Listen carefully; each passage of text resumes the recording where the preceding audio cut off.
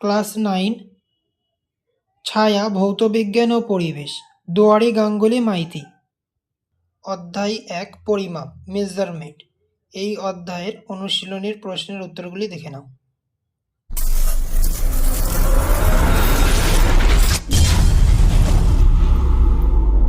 বিভাগ ক বহু বিকল্প ভিত্তিক প্রশ্ন এমসিকিউ। প্রশ্নের মান 1। প্রশ্ন 1 পরিমাপের প্রাথমিক রাশি নয়। উত্তর হবে সি ঘনত্ব। প্রশ্ন 2 ওজনের মাত্রিয় সংকেত হল। উত্তর হবে এ mLT⁻²। প্রশ্ন 3 তিনটি মৌলিক একক নিয়ে গঠিত একটি স্কেলার রাশি ও একটি ভেক্টর রাশি হল। উত্তর হবে সি কার্য ও বল। প্রশ্ন 4 সাধারণ স্কেলের সাহায্যে নিচের কোন দৈর্ঘ্যটি পরিমাপ করা সম্ভব হয়। উত্তর হবে ডি 2.12 সেমি। প্রশ্ন 5 1 micron equal to x nanometre, x equal to কত। উত্তর হবে সি 10⁻³ প্রশ্ন 6 নক্ষত্রদের পারস্পরিক দূরত্ব পরিমাপের জন্য কোন এককটি ব্যবহৃত হয়। উত্তর হবে সি AU। প্রশ্ন 7 সাধারণ রৈখিক স্কেল দিয়ে একটি বস্তুর দৈর্ঘ্য মেপে পাওয়া গেল 50 সেমি। দৈর্ঘ্য পরিমাপের সর্বোচ্চ ত্রুটি। উত্তর হবে সি 0.2%। এর গাণিতিক রূপটি আমি দিয়ে দিচ্ছি, তোমরা লিখে নাও।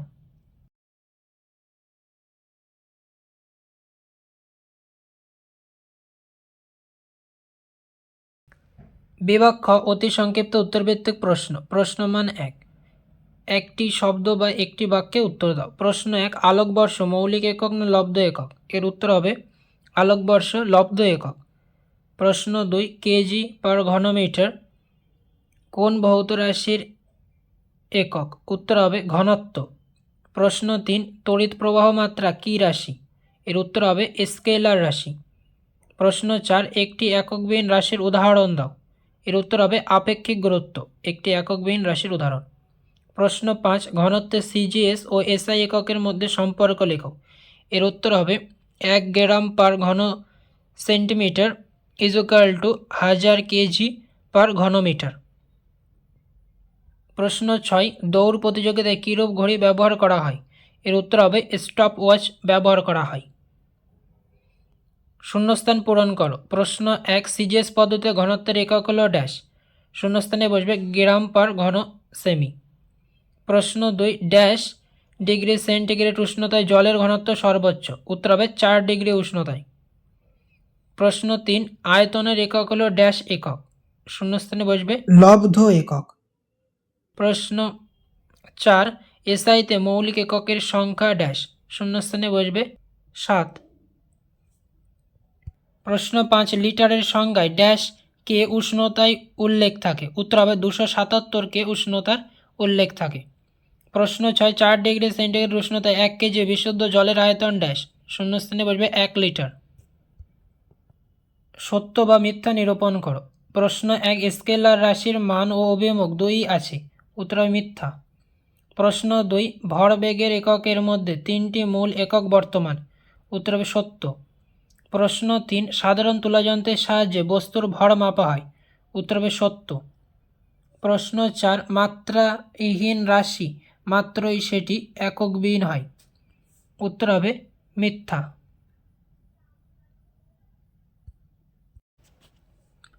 বিভাগ গ সংক্ষিপ্ত উত্তরভিত্তিক প্রশ্ন। প্রশ্নের মান 2। প্রশ্ন 1 মৌলিক একক ও লব্ধ এককের সংজ্ঞা দাও। উত্তর হবে কিছু ভৌত রাশির একক অন্যান্য ভৌত রাশির এককের ওপর নির্ভরশীল নয়, অর্থাৎ স্বাধীনভাবে গঠিত হয় ও যাদের সাহায্যে অন্যান্য ভৌত রাশির একক গঠন করা যায়। এইসব ভৌত রাশির এককগুলিকে মৌলিক বা মূল একক বলে, যেমন দৈর্ঘ্য, ভর ও সময়ের একক। আবার যেসব ভৌত রাশির একক এক বা একাধিক মৌলিক এককের সাহায্যে গঠিত হয় সেই সব ভৌত রাশির এককগুলিকে লব্ধ একক বলে, যেমন বেগ, ত্বরণ, বল প্রভৃতির একক। প্রশ্ন 2 প্রমাণ দৈর্ঘ্য ও প্রমাণ সময়ের সংজ্ঞা দাও। এর উত্তর হবে এসআইতে দৈর্ঘ্যের একক হলো মিটার। আলো শূন্য স্থানে 1/29,97,92,458 সেকেন্ড সময়ে যে দূরত্ব অতিক্রম করে তাকে 1 মিটার বলা হয়। এই 1 মিটার দৈর্ঘ্যকে প্রমাণ দৈর্ঘ্য ধরা হয়। সিজিএস পদ্ধতিতে ও এসআই সময়ের একক হলো সেকেন্ড। সিজিএন 133 পরমাণুর একটি নির্দিষ্ট তরঙ্গ দৈর্ঘ্যের বিকিরণ যে সময়ে 9192631770 বার পূর্ণ কম্পন সম্পন্ন করে তাকে 1 সেকেন্ড বলা হয়। এই 1 সেকেন্ড সময়কে প্রমাণ সময় ধরা হয়। প্রশ্ন 3, লিটারের সংজ্ঞায় 4 ডিগ্রি সেন্টিগ্রেড উষ্ণতায় উল্লেখ থাকে কেন? এর উত্তর হবে সাধারণত তরলের উষ্ণতা বৃদ্ধি করলে আয়তন বাড়ে ও ঘনত্ব কমে, কিন্তু জলের ক্ষেত্রে 0 ডিগ্রি সেন্টিগ্রেড থেকে 4 ডিগ্রি সেন্টিগ্রেড উষ্ণতা পর্যন্ত এই নিয়মের ব্যতিক্রম লক্ষ্য করা যায়। 0 ডিগ্রি সেন্টিগ্রেড থেকে জলের উষ্ণতা বৃদ্ধি করতে থাকলে জলের আয়তন হ্রাস পায় ও ঘনত্ব বাড়ে এবং বাড়তে বাড়তে 4 ডিগ্রি সেন্টিগ্রেড উষ্ণতায় ঘনত্ব সর্বাধিক হয়, তখন এর মান হয় 1 গ্রাম পার ঘন সেমি। এরপর উষ্ণতা আরও বাড়তে থাকলে জলের আয়তন আবার বাড়তে থাকে ও ঘনত্ব কমতে শুরু করে। 4 ডিগ্রি বা 277 কে উষ্ণতায় 1 লিটার জলের ভর 1 কেজি বা 1000 গ্রাম হয়।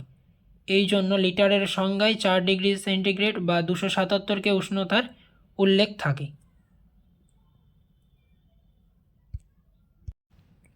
প্রশ্ন 4, সাধারণ তুলাযন্ত্রে বাটখারাগুলির ভরের অনুপাত 5:2:2:1 নেওয়া হয় কেন?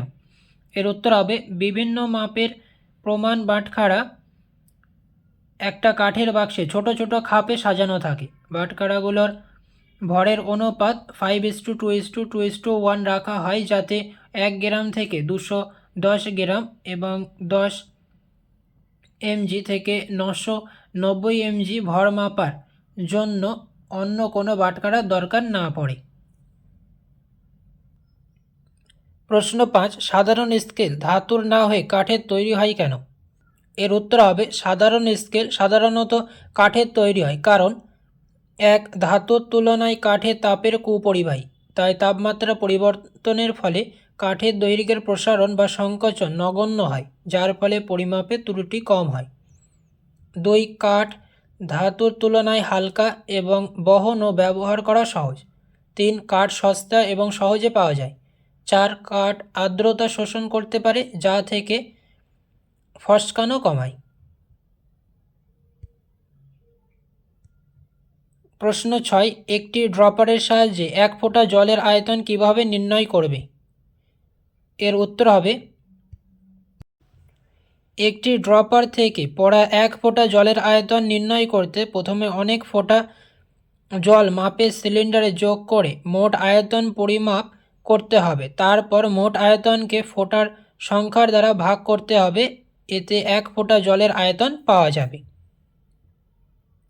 প্রশ্ন 7, তোমার বয়স সেকেন্ডে প্রকাশ করলে কি অসুবিধা হতো? এর উত্তর হবে বয়স সেকেন্ডে প্রকাশ করলে প্রধান অসুবিধাগুলি হলো সংখ্যাটি অনেক বড় হবে। একজন প্রাপ্তবয়স্ক মানুষের বয়স প্রায় বিলিয়ন সেকেন্ড, যা মনে রাখা বা উচ্চারণ করা কঠিন। 2, ব্যবহারিক কাজে এই ধরনের বড় সংখ্যা ব্যবহার করা অসুবিধাজনক হতো। 3, হিসাব করার সময় ভুলের সম্ভাবনা বেড়ে যেত। বিভাগ ঘ, দীর্ঘ উত্তরভিত্তিক প্রশ্ন। প্রশ্নমান 3, প্রশ্ন 1, এসআইতে মূল রাশিগুলির নাম ও একক লেখো। প্রথম প্রশ্নের উত্তর হবে এখান থেকে এতটা লিখবে। এখানে দৈর্ঘ্য, ভর, সময়, তাপমাত্রা, তড়িৎ প্রবাহ, দীপন প্রাবল্য, পদার্থের পরিমাণ, একক ও প্রতীক সহ সবই লিখবে। এখান থেকে এতটা। প্রশ্ন 2, গ্রাফ পেপারের সাহায্যে অসম আকৃতির পাতের ক্ষেত্রফল কিভাবে নির্ণয় করবে? 2 দাগের প্রশ্নের উত্তরটি পেজ নাম্বার 10-এ আছে। হাতে কলমে এখান থেকে এতটা লিখবে। 1 সেন্টিমিটার গ্রাফ পেপার নাও, এখান থেকে ত্রুটির পরিমাণও তত কম হবে। এর সাথে এই ছবিটা দিয়ে দেবে। প্রশ্ন 3, সাধারণ স্কেলের সাহায্যে কিভাবে পাতলা কাগজের বেধ নির্ণয় করা যায় ব্যাখ্যা করো। এর উত্তরটিও দেখে নাও। 3 নম্বর দাগের উত্তরটি এই উদাহরণ এই মনে করো থেকে এই পর্যন্ত লিখবে।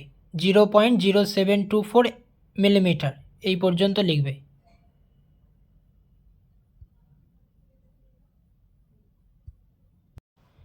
প্রশ্ন 4, সুতা ও রৈখিক স্কেলের সাহায্যে কিভাবে একটি বক্ররেখার দৈর্ঘ্য নির্ণয় করা যায়? প্রশ্ন 4-এর উত্তরটি হাতে কলমে এখান থেকে একটা সুতো নিয়ে গড় মান নিতে হবে, এই পর্যন্ত লিখবে, এর সঙ্গে এই ছবিটি দিয়ে দেবে।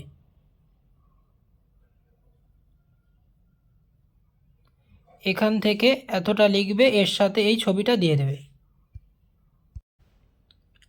প্রশ্ন 5, তুলাযন্ত্রের সুবেদিতা বলতে কী বোঝো? সাধারণ তুলাযন্ত্রের সুবেদিতার শর্তগুলি লেখো। এর উত্তর হবে, যে ধর্মের জন্য সামান্যতম ভরের পার্থক্য তুলাযন্ত্র নির্দেশ করে তাকে সাধারণ তুলাযন্ত্রের সুবেদিতা বলে।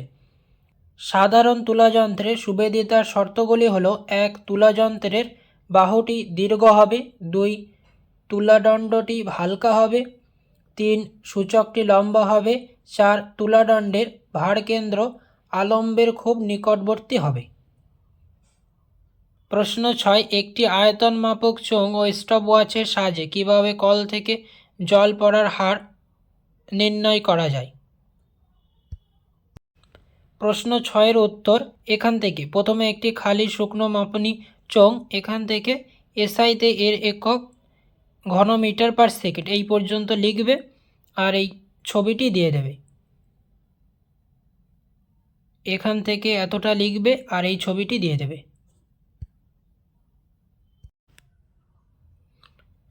বিভাগ 1, গাণিতিক প্রশ্ন, মান 2/3। প্রশ্ন 1, একটি জলাধারের দৈর্ঘ্য, প্রস্থ ও উচ্চতা যথাক্রমে 4 মিটার, 3 মিটার ও 2 মিটার। জলাধারের জলের ভর কত? প্রথম প্রশ্নের গাণিতিক রূপটি দেখে নাও। জলাধারের আয়তন নির্ণয়। জলাধারের দৈর্ঘ্য I সমান 4 মিটার, প্রস্থ B সমান 3 মিটার এবং উচ্চতা H সমান 2 মিটার। আয়তন V সমান I into B into H, I 4 metre into 3 metre into 2 metre. এগুলিকে গুণ করলে হবে 24 ঘন মিটার। স্টেপ 2, জলের ভর নির্ণয়। আমরা জানি জলের ঘনত্ব P = 1000 কেজি পার ঘন মিটার। ভর M = P ইন্টু V সমান 1000 কেজি পার ঘন মিটার ইন্টু 24 ঘনমিটার সমান 24,000 কেজি। ঘনমিটার কেটে যাবে, এর উত্তর হবে তাহলে 24,000 কেজি। প্রশ্ন 2, একটি বস্তুর ভর 7.8 কেজি, আয়তন 1000 ঘন সেমি, বস্তুর ঘনত্ব কত? এর উত্তরটিও দিয়ে দিচ্ছি, লিখে নাও। প্রশ্ন 2-এর উত্তর দেখে নাও। একক পরিবর্তন, বস্তুর ভর M সমান 7.8 কেজি সমান 7.8 ইন্টু 1000। কেজিকে গ্রামে পরিবর্তন করলে 1000 গ্রাম হয়। 1 কেজি সমান 1000 গ্রাম সমান 7800 গ্রাম। আয়তন V সমান 1000 ঘন সেমি। স্টেপ 2, বস্তুর ঘনত্ব নির্ণয়। বস্তুর ঘনত্ব P = M/V = 7800। M হয়েছিল এখানে, M সমান 7800, V সমান 1000 ঘনমিটার। 7800 1000কে কাটাকুটি করলে উত্তর হবে 7.8 গ্রাম পার ঘন সেন্টিমিটার। তাহলে উত্তর হবে বস্তুর ঘনত্ব 7.8 গ্রাম পার ঘন সেন্টিমিটার। প্রশ্ন 3, একটি কঠিন বস্তুর বায়ুতে ভর 200 গ্রাম। বস্তুটিকে মাপনী চোঙে নিমজ্জিত করার পূর্বে ও পরে তরলের আয়তনের পাঠ 50 ঘন সেমি ও 70 ঘন সেমি হলে বস্তুর ঘনত্ব কত? এর সমাধানটি দেখে নাও। প্রশ্ন 3-এর উত্তরটি দেখে নাও। বস্তুর আয়তন নির্ণয়। বস্তুটিকে তরলে নিমজ্জিত করার পূর্বে ও পরের আয়তনের পাঠ যথাক্রমে V1 সমান 50 ঘন সেন্টিমিটার এবং V2 70 ঘন সেন্টিমিটার। বস্তুর আয়তন V = V2 মাইনাস V1 সমান 70 ঘন সেমি। এখানে V2 ছিল 70 ঘন সেন্টিমিটার আর V1 ছিল 50 ঘন সেন্টিমিটার সমান 20 ঘন সেন্টিমিটার। স্টেপ 2, বস্তুর ঘনত্ব নির্ণয়। বস্তুর ভর M = 200 গ্রাম, ওখানে দেওয়া ছিল ঘনত্ব P = M/V, 200 গ্রাম বাই 20 ঘন সেন্টিমিটার। উত্তর হবে বস্তুর ঘনত্ব 10 গ্রাম পার ঘন সেন্টিমিটার। প্রশ্ন 4, 1.2 গ্রাম পার ঘন সেমি ঘনত্বের 180 ঘন সেমি চিনির দ্রবণে 100 ঘন সেমি জল মেশালে মিশ্রণের ঘনত্ব কত হবে?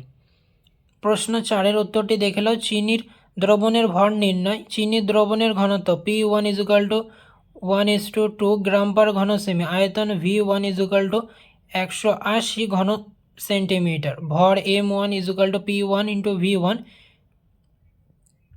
1.2 গ্রাম পার ঘন সেন্টিমিটার ইন্টু 180 ঘন সেন্টিমিটার সমান 216 গ্রাম।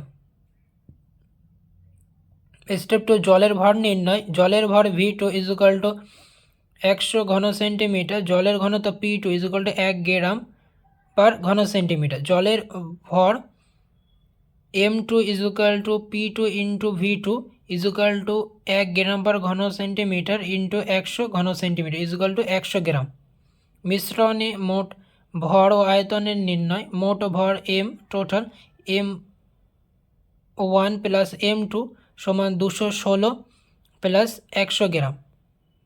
এখানে 216 আর এখানে হয়েছিল 100 গ্রাম। M2 M1 216 আর M2 100 গ্রাম সমান 316 গ্রাম। মোট আয়তন V = V1 প্লাস V2 সমান 180 ঘন সেন্টিমিটার প্লাস 100 ঘন সেন্টিমিটার সমান 280 ঘন সেন্টিমিটার। মিশ্রণের ঘনত্বের নির্ণয়। মিশ্রণের ঘনত্ব P = M total by V total = 316। এখানে হয়েছিল 316/280 ঘন সেন্টিমিটার সমান 1.1286 গ্রাম পার ঘন সেমি। উত্তর হবে তাহলে 1.1286 ঘন সেন্টিমিটার। আজকে এই পর্যন্ত। যদি ভিডিওটি ভালো লেগে থাকে অবশ্যই লাইক, কমেন্ট এবং শেয়ার করবে। আর এই ধরনের ইনফরমেটিভ ভিডিও পেতে অবশ্যই আমাদের চ্যানেলটিকে সাবস্ক্রাইব করবে। দেখা হচ্ছে অন্য একটি নতুন ভিডিওতে।